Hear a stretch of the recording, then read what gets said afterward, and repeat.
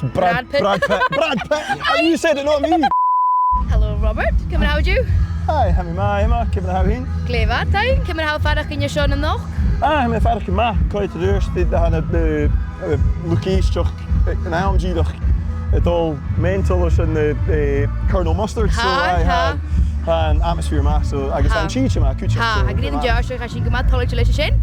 Had kusper blian schon belladam je filmen han. Alright. Maar zijn, maar we skutje kunnen je een film met je een behaakt heen nog met je tidelines. Je wegen titel agus COVID gat gleich. Okay, so the titel, I don't know, like Tuchter Zone 2 or something like that. I don't know. Is het waar? Is het waar? Ja, agus COVID gat gleich. Oh, can you me my Cation machine? I don't know. Brad Pitt.